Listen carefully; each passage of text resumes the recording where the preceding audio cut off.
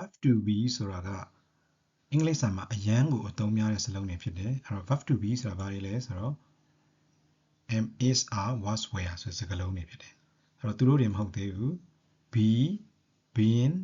been စတဲ့စကားလုံးသုံးလုံးလည်းပါသေးတယ်အဲ့တော့ပြောရရင်တော့ဒီ verb to be သူတို့ရဲ့မူရင်းပုံစံဒီ be ဖြစ်တယ်အဲ့ဒါကြောင့်ကျွန်တော်တို့က verb to be လို့ခေါ်တာပေါ့နော်အဲ့တော့ဒီပုံသဏ္ဍာန်တွေကဘာကွာခြားတာလဲဆိုတော့အောက်ကဇာတ်လေးမှာဥပမာအနေနဲ့ကြည့်အောင်ကျွန်တော်တို့ပထမဆုံး geo go ဆိုတဲ့ verb ကိုယဉ်ကြည့်ကြအောင် geo go ဆိုတာကမူရင်းပုံသဏ္ဍာန်ဖြစ်တယ်ပြီးရင်ဒီဒုတိယ column မှာရှိတဲ့ goes goes ဆိုတာကြတော့အနည်းကိန်းနဲ့တွဲတဲ့အခါနောက် present tense လည်းဖြစ်တယ်ပေါ့နော်အဲ့တော့ he goes she goes စသဖြင့် go ရဲ့နောက်မှာ es ထည့်ပေးတယ်အဲ့တော့ verb present tense မှာဖြစ်တဲ့ singular verb တွေရဲ့နောက်မှာ s သို့မဟုတ် es ထည့်ပေးရတာပေါ့ပြီးရင် present tense မှာပဲ plural ဆိုတဲ့အများကိန်း verb တွေရဲ့အများကိန်းတွေရဲ့နောက်မှာတော့ go s တွေ es တွေမထည့်ဘူးဒီတိုင်းသုံးတယ်နောက်ဒီဘက်တတိယ column မှာကျတော့ past tense ပုံသဏ္ဍာန်ဖြစ်တယ် past tense ပုံသဏ္ဍာန်တော့ go ရဲ့ past tense ကြီး went ဖြစ်တယ်ဒီဘက်ဒီ column ကျတော့ past participle ဆိုတာကသူကဘာလဲဆိုတော့ကျွန်တော်တို့ verb 3လို့ခေါ်တဲ့ပုံသဏ္ဍာန်ပေါ့ gone gone အဲ့တော့ကျွန်တော်တို့အရင်ပြောကြတယ်မှတ်ကြတယ် go went gone ပေါ့နော်ဒီ continuous ပုံစံတော့ going သူကတောက်လျှောက်ဖြစ်နေတယ်သွားနေတယ်လုပ်နေတယ်ဆိုတဲ့ပုံသဏ္ဍာန်ပေါ့အဲ့လိုပဲ study ဆိုတဲ့ verb ကိုကြည့်မယ်ဆိုလို့ရှိရင်လည်းသူ့ရဲ့မူရင်းပုံသဏ္ဍာန်ဒီ study ဖြစ်တယ် present tense လည်းဖြစ်မယ်အနည်းကိန်းလည်းဖြစ်မယ် he တို့ she တို့နဲ့တွဲသုံးတယ်ဆိုရင် he studies she studies အဲ့လိုမဟုတ်ပဲအများကိန်းနဲ့သုံးတယ်ဆိုလို့ရှိရင်တော့ they study we study ပေါ့နော်ပြီးရင် past tense မှာတော့ study ed ပေါင်းတယ်နောက် past participle verb 3ကျတော့တတ်ပုံစံမရှိဘူးဒီ verb 2နဲ့အတူတူပဲ ed ပေါင်းတယ် continuous ပုံစံက study အဲ့တော့ b တွေကိုကြည့်မယ်ဆိုလို့ရှိရင် b အုပ်စုကြတော့သူကနည်းနည်းပိုပြီးရှုပ်ထွေးတယ်ပေါ့နော်သူ့ရဲ့မူရင်း infinitive ပုံစံဒီ b ဖြစ်တယ်ပြီးရင်သူ့ရဲ့ present tense မှာကိုပဲသူက singular plural ရှိသေးတယ် singular က I ဆိုရင် am နဲ့သုံးတယ် I am she is he is it is ပေါ့နော်နောက် they are we are အများကိန်းကြတော့ are နဲ့သုံးတယ်တခါအတိတ်ကာလကိုရောက်သွားတော့ဒီ go တို့ဘာလို့မှဆို went ဆိုတစ်လုံးပဲရှိတယ်သူကြတော့လို့မဟုတ်တော့အနည်းဆိုရင် was သုံးတယ်အများဆိုရင် were သုံးတယ်ပေါ့နော်ပြီးရင်ဒီဘက်က verb 3 past participle မှာတော့သူက be and been နောက်သူရဲ့ continuous ပုံစံက am is are was were တွေအကုန်လုံးရဲ့ continuous ပုံစံက be ing being ဖြစ်တယ်အဲ့တော့ဒီ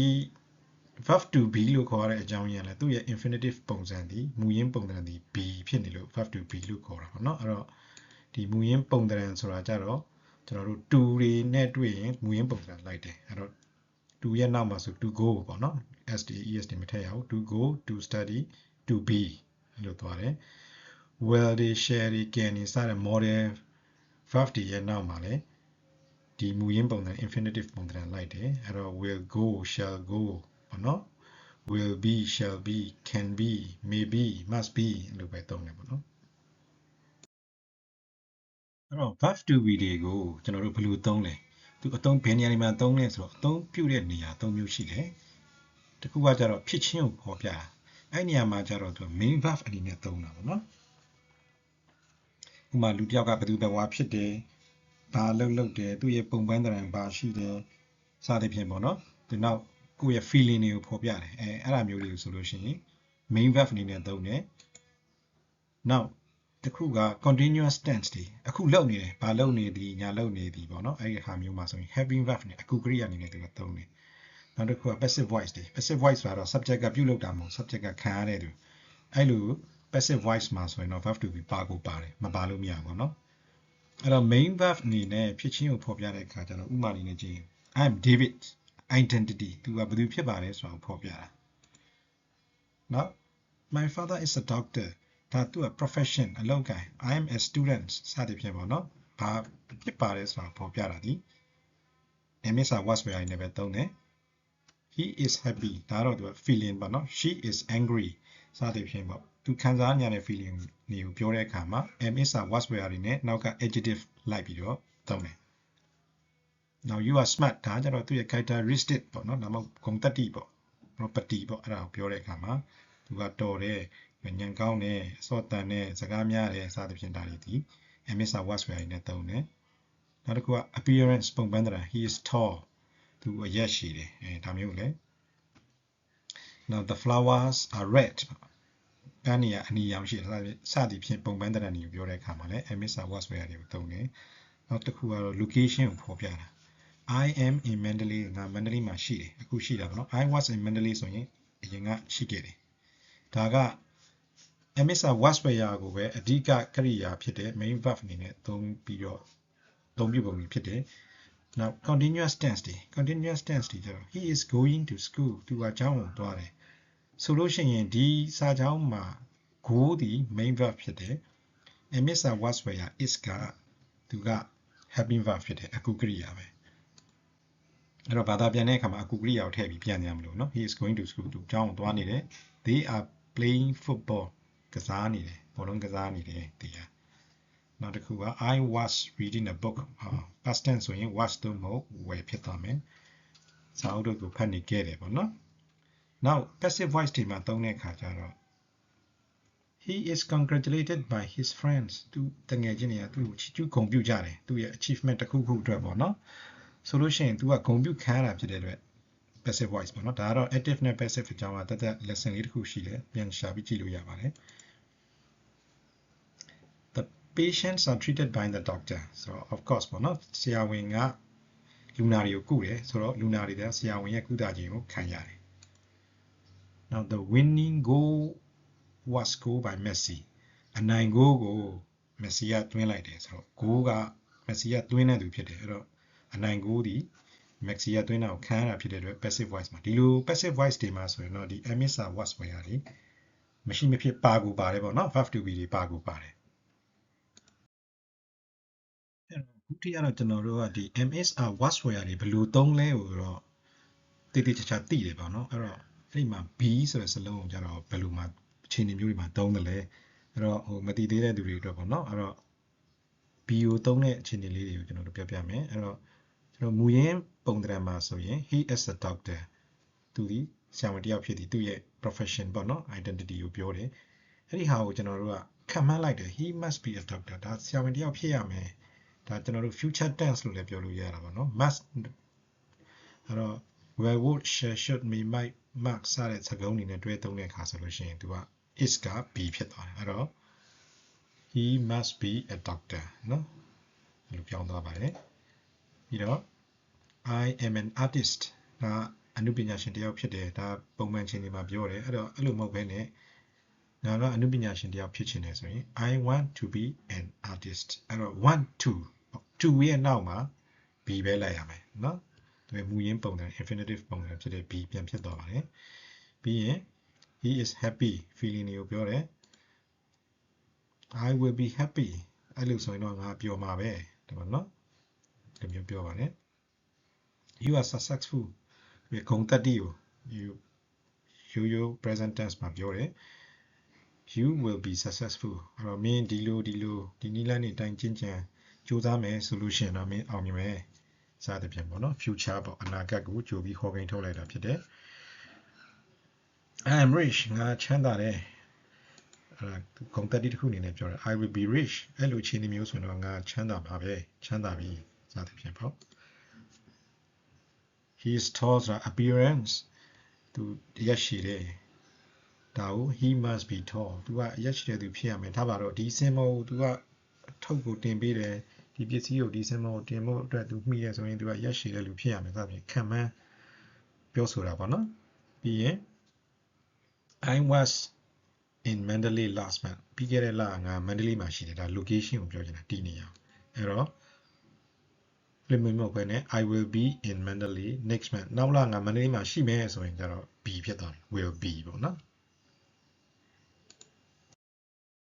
ဒုတိယအနေနဲ့ကကျွန်တော်တို့ဒီ be ကို continuous tense တွေမှာတွေ့ရမယ် helping verb အနေနဲ့တွေ့ရမှာပေါ့နော်အဲ့တော့ he is studying now ဆိုတဲ့စာကြောင်းကိုကျွန်တော်တို့ future continuous tense အနေနဲ့ပြောမယ်ဆိုရင် he should be studying now သူကလုပ်တဲ့ねအခုစာကြက်နေတဲ့ねဆိုလို့ရှိရင်should be should ရဲ့နောက်ကိုလိုက်တဲ့အတွက်သူက be ဖြစ်သွားတယ်ပေါ့နော် is ဆိုတဲ့ပုံစံနဲ့နေလို့မရဘူးအဲ့တော့ studying now ဆိုတော့သူကအကူကရိယာဖြစ်တယ်ပြီးရင် they are playing football တော့ကတော့သူက are နဲ့သုံးထားတာပေါ့နော် continuous tense မှာဒါပေမဲ့ they might be playing football ကစားနေတာဖြစ်နိုင်တယ်ပေါ့နော်ဖြစ်နိုင်ခြေရှိတာကိုပြောတာပေါ့နော်အဲ့ဒါဆိုလို့ရှိရင် might be ဆိုတော့ပုံစံပြောင်းသွားတယ်နော်ပြီးလို့ရှိရင် he is driving the car က he will be driving the car ဆိုတော့သူကားမောင်းနေတာကားမောင်းမနေ့ဖန်တီးလို့ချိန်ဆိုရင်ကားမောင်းနေလိမ့်မယ်သူဖုန်းဆက်လို့မရဘူးစသဖြင့်ပြောချင်တာပေါ့နော်အဲ့တော့ B ကို continuous future continuous tense မှာ B ဆိုတဲ့စလုံးတွေ့ရမယ်နောက်ထပ် B ကိုသုံးတဲ့ပုံစံတစ်ခုကတော့ comment ဒါမှမဟုတ် suggestion သူ့ကိုအမိန့်ပေးတဲ့စကားကြောင်းစလုံး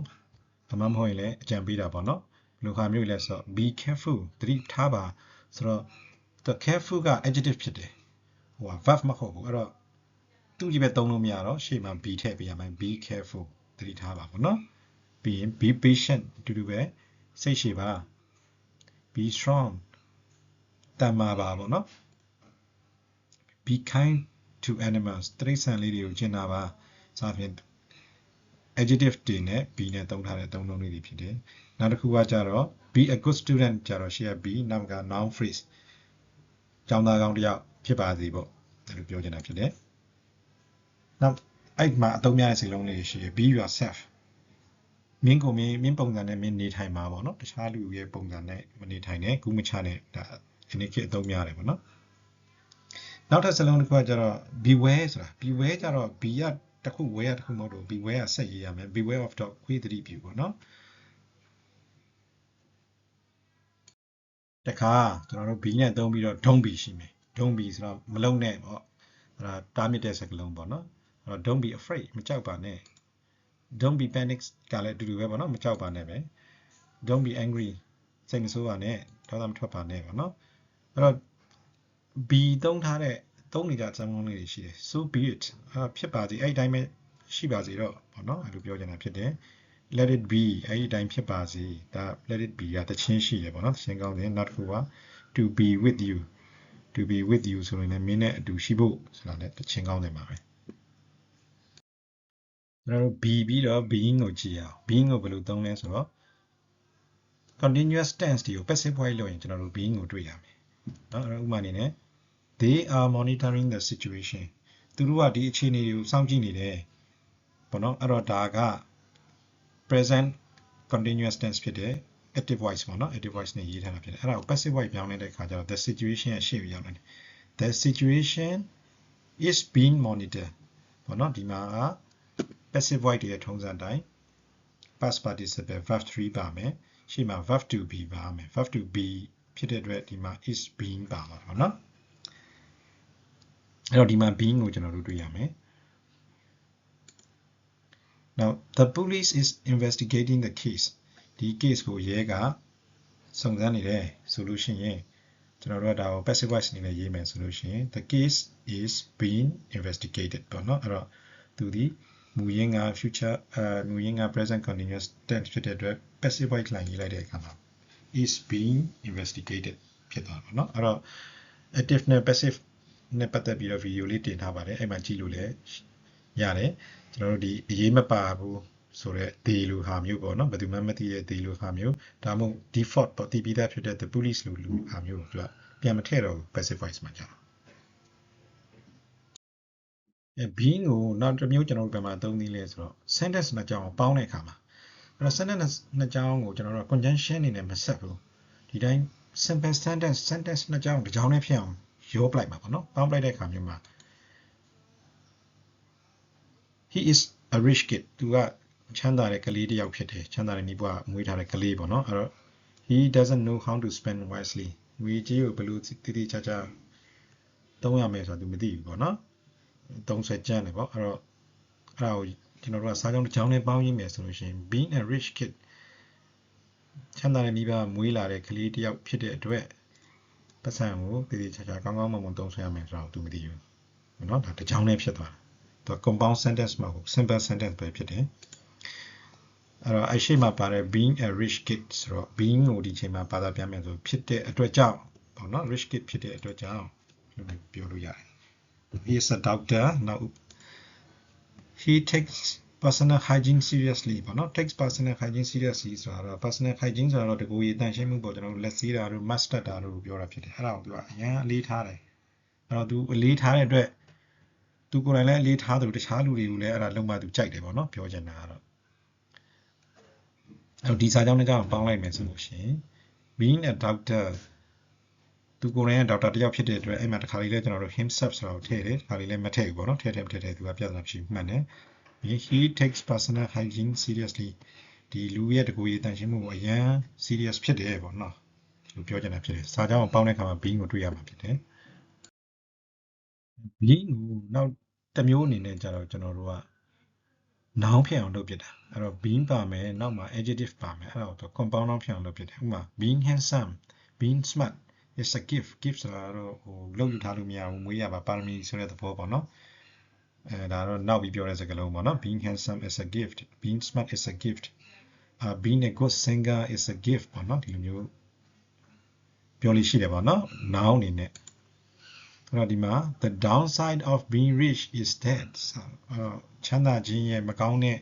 အချမ်းတော့ဘာဖြစ်တယ်ဒါကျွန်တော်တို့စာအုပ်ခေါင်းစဉ်တွေပါပြီးလို့ရတာပေါ့လေ the downside of being rich ဆိုလို့ရှိရင်သူက noun ပဲ compound noun ပေါ့နော် now stop being a nice man at work မင်းအလုပ်မှာလူအရန်သဘောကောင်းတဲ့လူတယောက်ပုံစံနေတာကိုရပ်လိုက်တော့ people will take advantage of you လူရမင်းကိုခွင့်ယူကြလိမ့်မယ်ဆိုတော့เนาะဒီမှာ being ကိုသုံးတာတွေကိုပြကြတယ်ဖြစ်ပါတယ် stop နောက်ဆုံးတစ်ခုအနေနဲ့ကျွန်တော်တို့ be and being ကိုကြည့်ကြည့်အောင် be and being ကိုဘယ်နေရာတွေမှာသုံးမလဲဘယ်နေရာမှာတွေ့ရလဲပေါ့เนาะအဲ့တော့ be and being က past participle ဖြစ်တယ်အဲ့တော့ being ကိုတွေ့ရတယ်ကျွန်တော်တို့က perfect tense ကိုတော့ငါတွေ့နေပြီ perfect tense နဲ့ပတ်သက်မှုရှိကိုရှိတယ်ဆိုတော့သိရမယ်ပေါ့เนาะအဲ့တော့ perfect tense လို့ပြောလိုက်တဲ့အတွက် has တွေ had တွေ have တွေသူကပါတော့မှာသူတို့ ਨੇ ဆက်ဆက်လာတော့မှာပေါ့เนาะအဲ့တော့ number 1က location တွေကိုပြောတဲ့အခါမှာ location တွေပြောတဲ့အခါကျတော့ခုနရှေ့ကဥပမာစာကြောင်းတွေမှာ I was in Mandalay I am in Mandalay ငါမန္တလေးမှာရှိတယ်မန္တလေးမှာရှိခဲ့တယ်ပေါ့နော်အဲ့ဒါကိုကျွန်တော်တို့က experience ရောက်ဖူးတယ်ဆိုတဲ့အဓိပ္ပာယ်မျိုးပြောချင်ကြတော့ I have been to Mandalay သူက perfect tense နဲ့ပြောလိုက်ပြီအဲ့ဒါကြောင့်ဒီမှာ been ကိုတွေ့ရင်ကျွန်တော်တို့ပြောတယ်သူဒီ perfect tense နဲ့ဆက်ဆက်နေတယ် have to has to ဆိုတဲ့စကားလုံးအနေနဲ့ဆက်ဆက်ပြီးတွေ့ရတော့မယ်နောက်တစ်ခုကအတိတ်ကအကြောင်းအရာတွေကိုပြောတဲ့အခါကျတော့ think of past ပေါ့နော်အဲ့မှာ he is a good student ဆိုတာ present tense ဖြစ်တယ်သူကကျောင်းသားကောင်းတစ်ယောက်ဖြစ်တယ်အဲ့ဒါကိုကျွန်တော်နှစ်မျိုးပြောလို့ရတယ် he was a good student he was a good student ကသူကကျောင်းသားကောင်းတစ်ယောက်ဖြစ်ခဲ့တယ်ဆိုတော့အခု maybe သူကကျောင်းပြီးသွားပြီပေါ့နော်ငါကျောင်းနေတော့ငါလည်းကျောင်းသားကောင်းတစ်ယောက်ပဲပြောချင်တာလည်းဖြစ်နိုင်တယ်ပေါ့နော်နောက်တစ်ခုက he has been a good student ဆိုတော့သူကတော့အခုချိန်ထိတော့ကျောင်းသားကောင်းတစ်ယောက်ပဲဘာဆက်ဖြစ်မလဲမသိဘူးဆက်စောင့်ကြည့်ရမယ်ဆိုတော့เนาะ has been ကြတော့ perfect tense ဖြစ်တဲ့အတွက်ခုချိန်ထိဒီ good student ကဖြစ်နေသေးတယ်အနာဂတ်တော့မပါဘူးအဲ့ဒီသဘောကိုပြောချင်တာဖြစ်တယ်အဲ့တော့ဒီမှာ perfect tense ကိုသုံးရင်ကျွန်တော်တို့ been ပါလာတော့မှာဖြစ်တယ်နော် has been ပြီးရင် perfect continuous tense တွေ perfect continuous tense တွေကတော့ကြာချိန် duration ကိုအလေးပေးပြီးပြောချင်တဲ့အခါမှာသုံးလို့ဖြစ်တယ်နော် I have been driving for 10 years ဆိုတော့ငါကားမောင်းလာတာ10နှစ်ရှိပြီပေါ့နော် have been driving နောက်ဆရာလာမလုပ်နဲ့ပေါ့နော်ပြောချင်တာအဲ့တော့ police has been investigating it for ages ဆိုတာခေတ်ကာလများစွာစုံစမ်းစစ်ဆေးနေမှုကမပေါ်နိုင်ဘူးပေါ့နော်တိတ်ခက်ခဲတယ်ပေါ့လေအဲ့လိုမျိုးပြောချင်တာဖြစ်တယ်အဲ့တော့ verb to be နဲ့ပတ်သက်လို့ကတော့အခုတော်တော်များများစုံလေးလေးလည်းတည်သွားပြီဖြစ်ပါတယ်အဲ့နဲ့ပတ်သက်ပြီးတော့ဆက်ပြီးတော့ကျွန်တော်တို့စာရီဖတ်တဲ့အခါမှာသတိထားပြီးကြည့်မယ်ဆိုရင်တော့ကိုကသူ့ရဲ့အသုံးပြုပုံတွေကိုကိုထဲကိုစိတ်ဝင်လာမယ်ပို့ပြီးတော့ကြည်ကြည်နည်းနည်းသိလာမယ်ကိုလည်းသုံးတတ်လာမှာဖြစ်ပါတယ်